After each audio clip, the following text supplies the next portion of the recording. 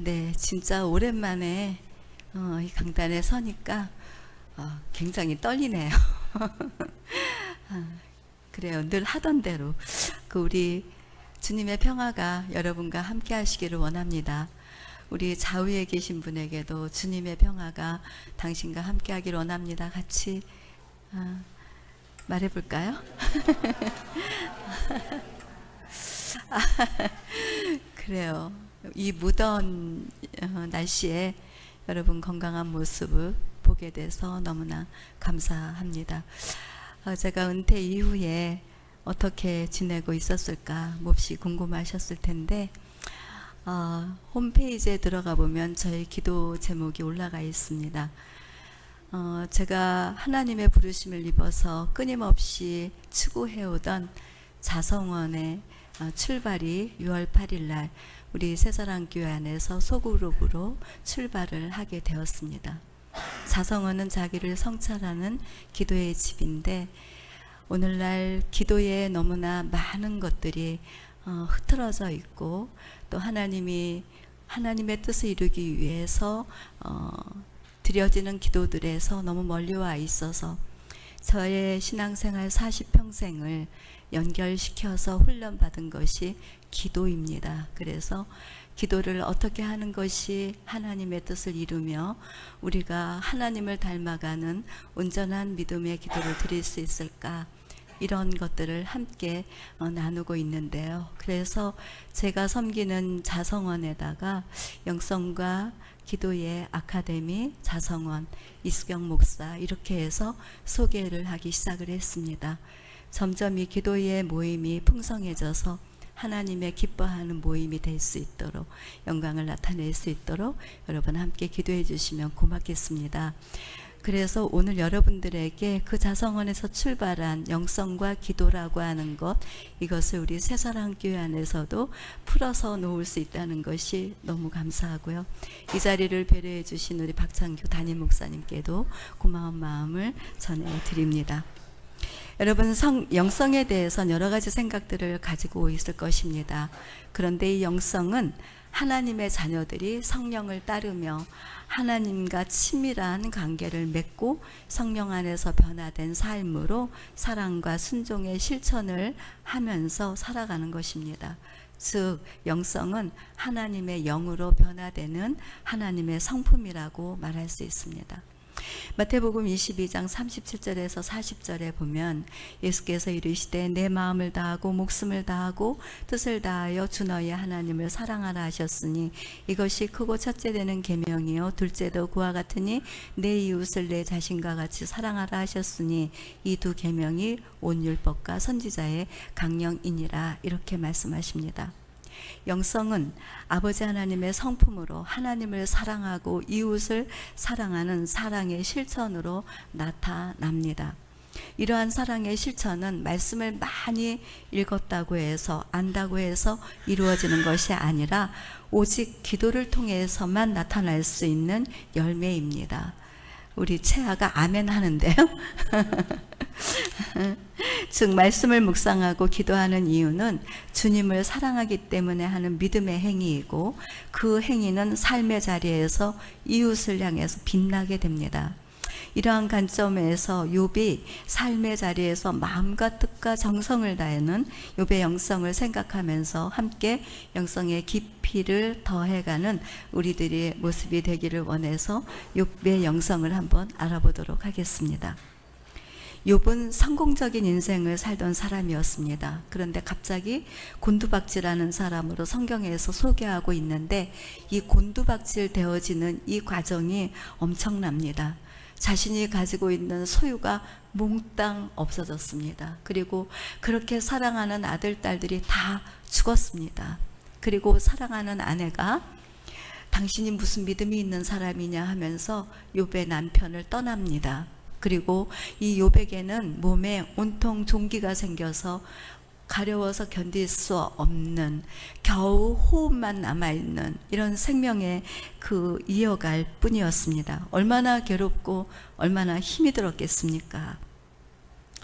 욥의 고통은 하나님의 그 섭리 가운데서 일어난 공경이었지만 그 이유를 모르는 욥은 고통 속에서 하나님을 향하여 탓하는 것이 아니라 하나님이 모든 것을 주신 분이라는 것을 고백하는 것이 오늘 우리들이 읽은 욥기서 1장 20절에서 21절 말씀입니다. 우리 같이 한번 읽어보도록 하겠습니다. 욥이 일어나 겉옷을 찢고 머리털을 밀고 땅에 엎드려 예배하며 이르되 내가 모태에서 알몸으로 나왔사온즉 또한 알몸이 그리로 돌아가올지라. 주신 이도 여호와이시오 거두신 이도 여호와이시오니 여호와의 이름이 찬송을 받으실지니이다 하고 아멘. 자신이 당하고 있는 고통에 대해서 다 알 수는 없어도 모든 것이 다 하나님으로부터 하나님의 뜻 안에서 이루어진다는 것을 고백하고 있습니다. 이러한 욥의 상태를 전해 듣는 4명의 친구들이 있지요. 이 4명의 친구들이 욥을 위로하기 위해서 찾아옵니다. 그런데 욥을 처음 만났을 때 이게 욥인가 할 만큼 알아볼 수가 없었어요. 그래서 이 친구들이 위로하러 왔지만 7일 밤낮을 함께 있으면서도 말 한마디도 하지를 못하는 거예요. 그런데 이 욥이 말을 꺼내기 시작합니다. 차라리 내가 세상에 태어나지 않았으면 좋았을 뻔했어 라고 하면서 자기 자신을 생일을 저주하는 말을 시작하죠.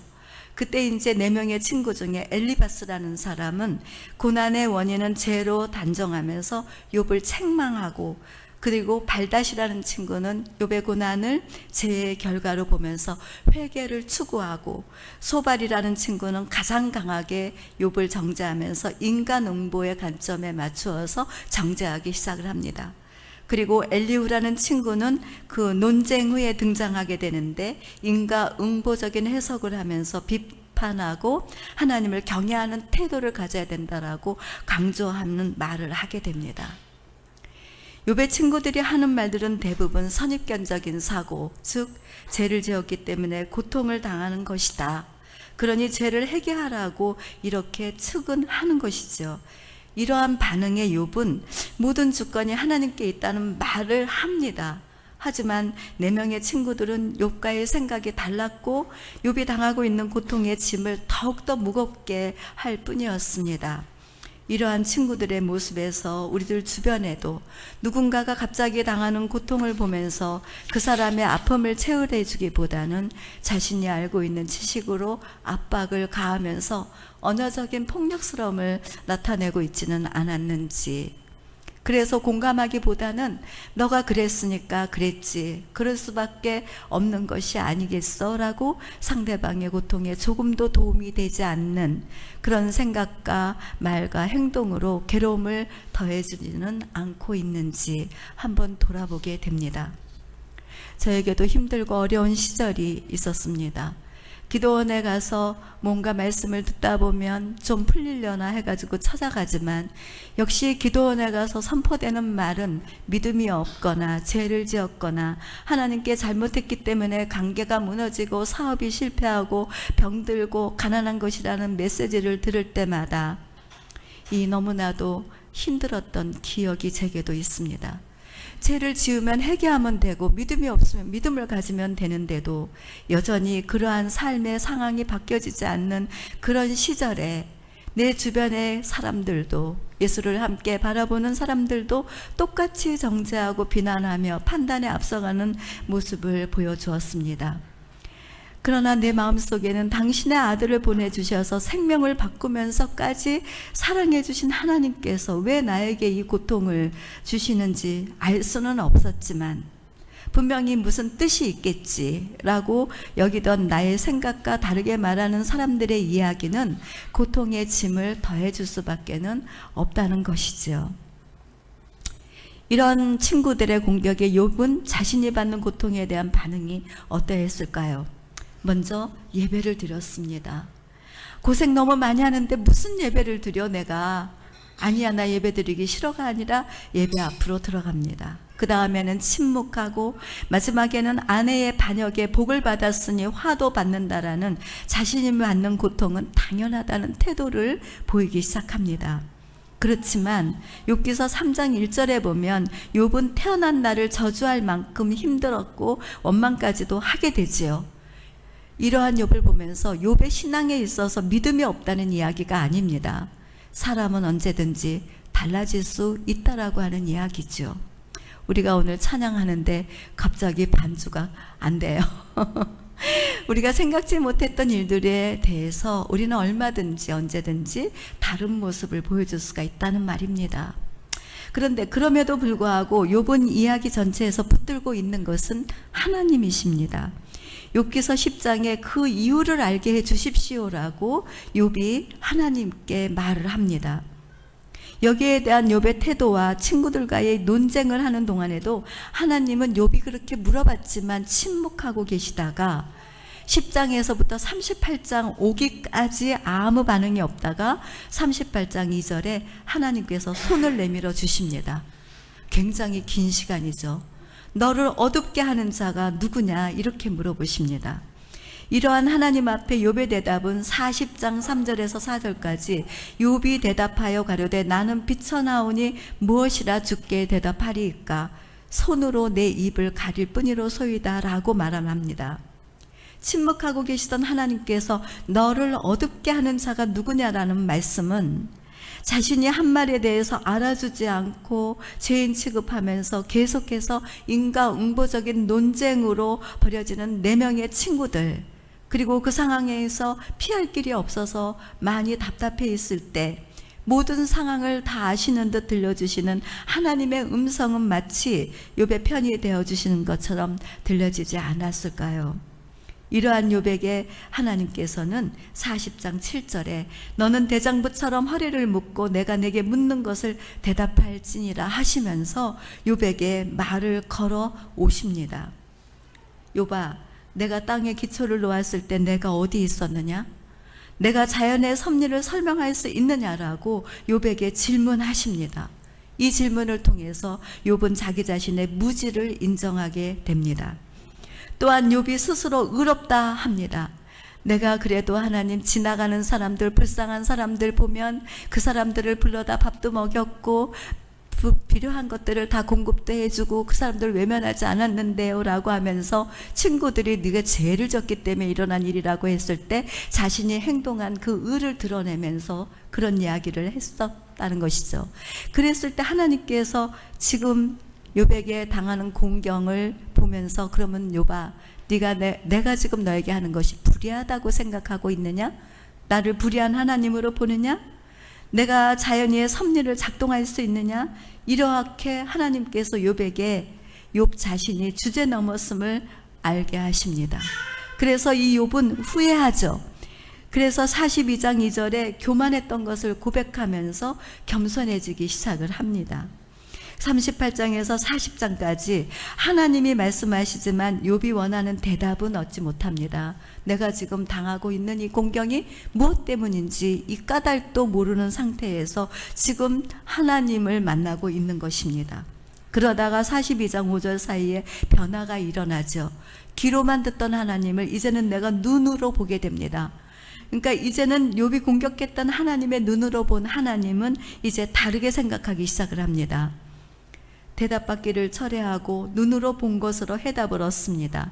이처럼 영성의 사람은 어떤 공경에 처한다고 할지라도 그것을 내가 원하는 대로 응답이 이루어지지 않는다 하더라도 자신의 내면을 깊이 들여다보면서 자신의 잘못을 회개하고 그렇다잖아요. 자신 속에 버려야 할 것들을 버리며 제가 오늘 이 말씀을 준비하면서 우리 노트북에서 이제 이거를 하다가 하별이랑 어젯밤 한잠을 잤습니다. 그 하별이가 내 앞에 있었습니다. 그래서 내가 하별이한테 이 말씀을 전해주었습니다.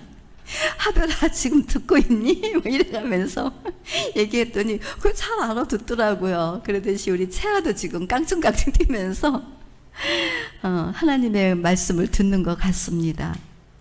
새길로 갔지만 정말 영성의 사람들은 어떤 사람들이냐? 자신의 내면을 깊이 들여다보면서 자신의 잘못을 회개하고 자신 속에서 버려야 할 것들을 버리고 자신이 받는 고통 속에 담겨진 하나님의 뜻을 알므로 변화를 받아 어떤 상황에서도 하나님을 떠나지 않고 하나님을 더욱 사랑하게 하는 것이죠. 실제로 하나님께서는 욥의 고통을 통해 하신 일은 뭐냐면 그 시대의 인과응보의 사상이 아니라 모든 주권이 하나님 자신 안에 있음을 알게 하시려는 것이었습니다. 그 시대의 의인이라 칭하는 욥에게 말로 형용할 수 없는 고통을 주시면서까지, 그러니까 이 친구 4명의 친구들도 욥도 우리가 지금 잘하고 있기 때문에 하나님이 성공시켜 주신 건데 네가 진짜 잘못했기 때문에 지금 이런 일이 일어나고 있는 거 아니냐라는 것이잖아요. 이게 얼마나 잘못된 신앙관. 지금도 한국 교회에 복을 못 받는 이유에 대해서 하나님의 뜻이 어떻게 이루어지는지를 가르쳐 주기보다는 기도 안에서, 그리고 믿음을 안 가져서, 그리고 뭔가 잘못됐기 때문에 네가 잘해야 되지 않겠느냐, 이런 것들만을 얘기하고 있기 때문에 문제가 크게 이루어지는 것처럼 지금 이 욥에게 이런 일을 행하시는 것은 결국 그 고통을 통해서라도 인과응보 사상이 아니라 모든 주권이 다 하나님께 있다는 것을 가르쳐주기 위한 시대의 부르심이라는 것을 생각해 볼 수가 있었습니다.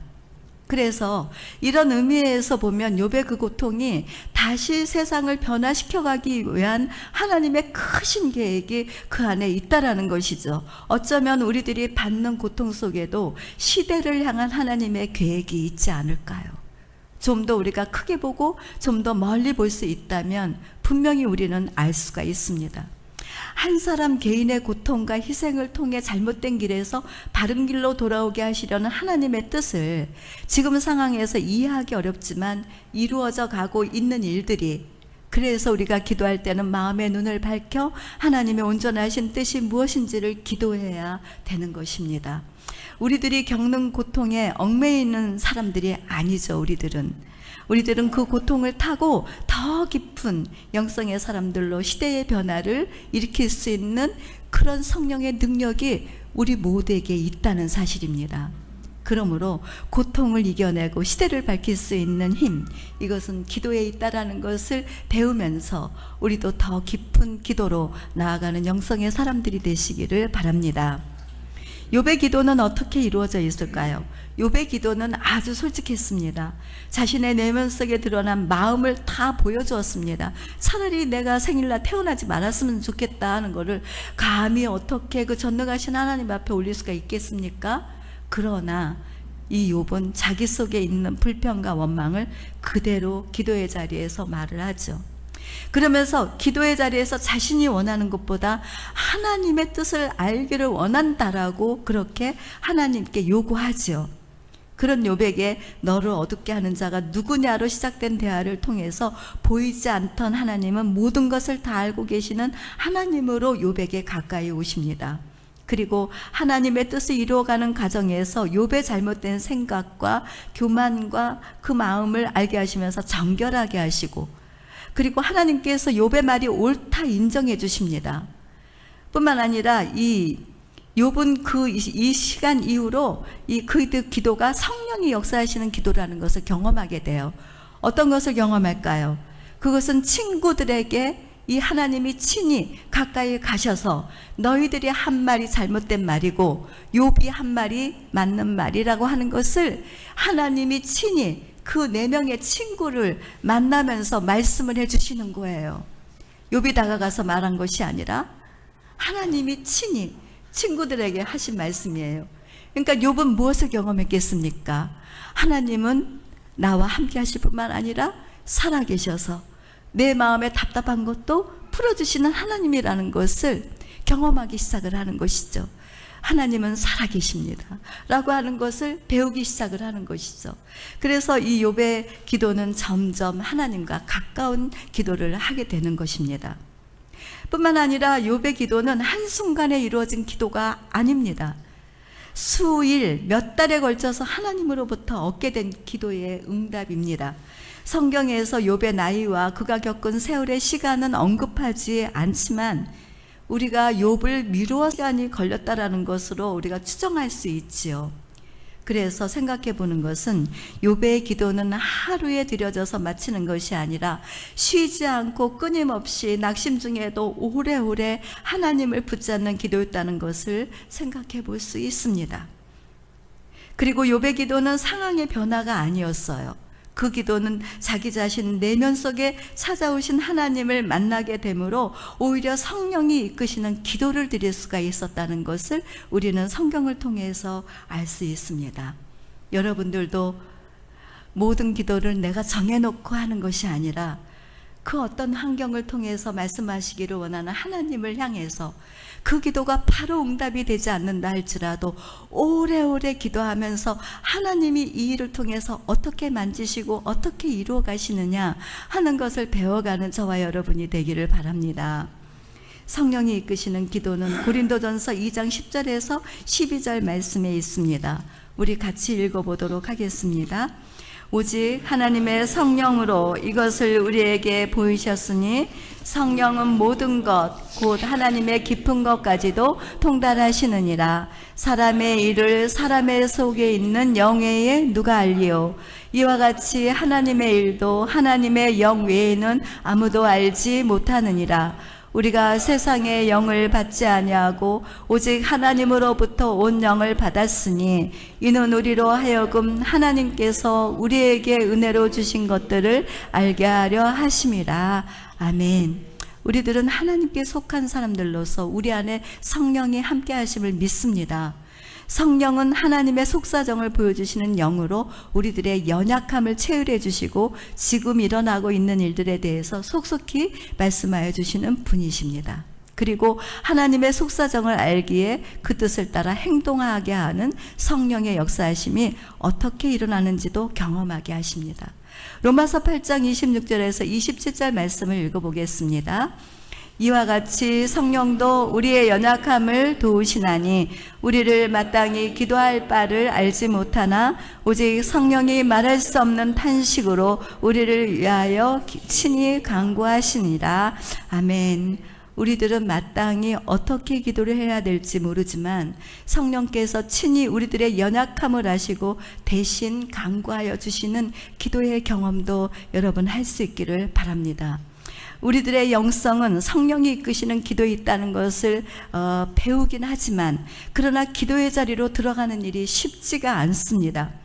그러므로 우리들은 기도하기를 사모해야 합니다. 예수님께서도 하루의 일과를 마치신 이후에 홀로 한적한 곳으로 나아가 기도하시는 모범을 우리들에게 보여주셨듯이 우리들도 하루의 일과를 마치면서 우리들이 안고 있는 그 어떤 상황들을 기도의 자리로 나아가 하나님을 만나야 됩니다. 기도는 해도 되고 안 해도 되는 것이 아니라 하나님께서 주신 명령임과 동시에 하나님의 자녀로서 특권이라는 것을 잊어서는 안 됩니다. 또한 기도할 때에 내면을 들여다보며 성령의 인도하심을 따라 은밀한 곳에서 조용한 기도를 드려야 합니다. 기도 시간에 마음의 눈을 밝혀 하나님을 향하면 하나님의 지혜와 계시를 알게 되고 하나님의 성품을 닮아가면서 성령의 능력으로 어떤 어려운 상황 속에서도 하나님을 사랑하고 삶의 자리에서 이웃을 아끼고 따스함으로 품으며 사랑의 실천을 하는 영성의 사람으로 변화되어져 갑니다. 그리고 나서 욥은 축복을 받았습니다. 사람들은 욥의 마지막 시간에 축복을 말합니다. 고생 끝에 낙이 오기를 기다리기 때문이죠. 하지만 가정이 없이 결과가 없습니다. 이 가정의 고통 속에 있는 이 모든 것들을 내가 하나님을 직접 만나지 못하면 결과는 잠시 좋은 듯하지만 또다시 반복적으로 돌아온다는 사실입니다. 고통이 주는 이유에 대해서 하나님이 행하시는 일을 알므로 하나님의 지혜를 내면에 담는다면 그 고통은 또다시 온다고 해도 하나님을 알기 때문에 이기고 살기에 넉넉한 은혜로 다가오고 마음의 생각을 지켜나가므로 평강 가운데 하나님의 은혜와 축복이 어떻게 오는지도 우리는 경험하게 될 것입니다. 그래서 마태복음 6장 31절 말씀을 같이 읽어봅시다. 너희는 먼저 그의 나라와 그의 의를 구하라. 그리하면 이 모든 것을 너희에게 더하여 주시리라. 아멘. 사람들은 이 모든 것을 더하여 주시리라에 관심이 있지만 그 앞절에서 말씀하시는 너희는 먼저 그의 나라와 그의 의를 구하라에는 관심이 없습니다. 우리들의 생명이 하나님께 붙들려 있듯이 우리의 삶도 하나님께 붙들려 있다는 것을 믿어야 합니다. 내가 잘해서 성공하고 잘 나가는 것이 아니라 하나님의 주권 아래에서 모든 것이 이루어진다라고 하는 것을 믿어야 합니다. 그러니 성공한다고 교만하면 안 되고 실패했다고 해서 낙심하자면 안 됩니다. 기도의 자리로 하나님과 친밀한 관계 안에서 하나님의 행하실 일을 기대하면서 소망을 두고 우리들에게 기도의 영역을 넓혀가시는 그 크신 하나님의 사랑 안에 우리 성도들이 안길 수 있게 되기를 주님의 이름으로 축복합니다. 욥은 그 이후에 140년을 더 살았다고 합니다. 얼마나 오래 살았어요. 여러분도 장사하는 복이 임하시기를 바랍니다. 오래오래 건강하게 잘 살아가는 우리 성도들이 되면 정말 좋겠습니다. 그런데 이 욥이 140년을 더 살았다고 하니까 그가 겪은 고통의 세월을 하나님을 의지한 결과라고 우리들은 말할 수밖에 없겠죠. 비록 넘어지고 무너지고 흔들리고 괴로워하면서 아주 많은 것을 잃어버렸지만 어떻게 우리가 그 욥의 그 잃어버림에 대해서 말을 할 수가 있겠어요? 상상이 안 되는 일이죠. 그럼에도 불구하고 신앙은 하나님으로 채워가면서 많은 위로와 소망을 갖게 된다는 것을 생각해 보니까 우리들이 겪는 고통 안에도 하나님의 뜻이 있음을 믿으면서 기도의 생활을 시작해야 한다는 것을 말씀하고 있습니다. 우리 요한복음 14장 21절 말씀을 같이 읽어봅시다. 나의 계명을 가지고 지키는 자라야 나를 사랑하는 자니 나를 사랑하는 자는 내 아버지께서 사랑을 받을 것이요 나도 그를 사랑하여 그에게 나를 나타내리라. 아멘. 우리들이 살아가는 동안 겪어야 할 고통들을 안고 하나님의 뜻을 이루며 하나님의 성품으로 살아간다는 것은 쉽지 않습니다. 더욱이 우리들은 영성을 지닌 사람들로서 선으로 악을 이기며 살아야 됩니다. 때로는 마음이 악한 사람들을 상대해야 하고 그들은 목소리가 작은 우리들에게 큰 목소리를 내며 함부로 하고 무시하기가 일수입니다. 하지만 예수 그리스도로 말미암아 죄와 허물에서 자유함을 얻은 우리 안에는 새 생명이 들어와 있습니다. 우리가 연약하여 할 수 없는 그 일들을 새 생명을 주신 성령께서 우리가 육체의 소욕을 따르지 않고 성령을 따라 살아갈 수 있도록 힘과 용기를 내려주실 것을 믿으시기 바랍니다. 그래서 영성의 사람들은 성령을 따라 믿음과 순종을 드리며 살아갑니다. 성령은 우리들에게 하나님의 생각을 따르라 하고 육체에 속한 생각은 왜 내가 그 일을 하며 살아야 하느냐고 따지거나 의심하게 하거나 불안하게 하며 더 이상 하나님을 사랑하지도 못하게 하고 이웃을 사랑하지도 못하게 합니다. 그래서 두 마음이 항상 갈등을 합니다. 그러한 갈등의 결과는 매우 다릅니다. 우리가 육체에 속한 생각을 따르게 되면 성령을 소멸하게 되고 패배의식을 갖고 살게 됩니다. 그 마음에는 평안과 생명을 잃어버리게 하고 정죄와 판단 속에서 늘 어둡게 살도록 합니다. 하지만 성령의 생각을 따르게 된다면 성령의 충만함을 유지해가면서 정결함과 승리의 기쁨으로 마음의 참된 평안과 생명으로 사랑 안에서 자라나게 됩니다.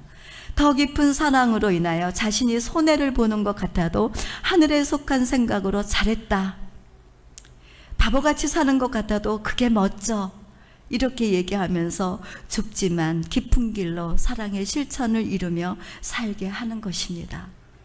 우리들의 영성의 사랑으로 기도하며 살아가는 이유는 뭘까요? 그것은 우리가 예수 안에 살기 때문입니다. 예수를 믿기 때문입니다. 우리가 하늘나라의 소망을 가졌기 때문입니다.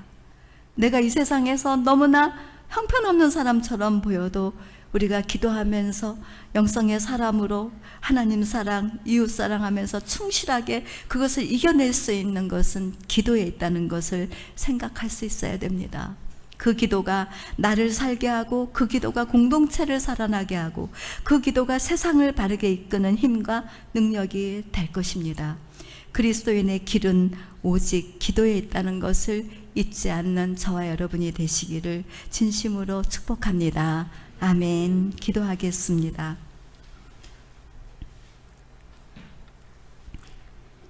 살아계셔서 오늘 예배 가운데 함께 하시는 하나님을 찬양합니다.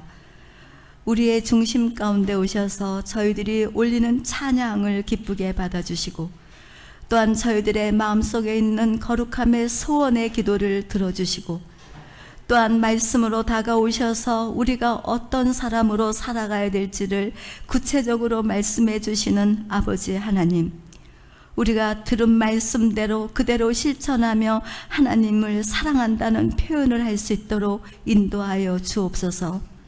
아버지 하나님, 우리가 기도할 때마다 우리의 뜻을 버리고 하나님이 이루고자 하시는 뜻이 무엇인지를 배워가며 우리가 예수 그리스도를 닮아가는 하나님의 사람이 되기를 진심으로 소망합니다.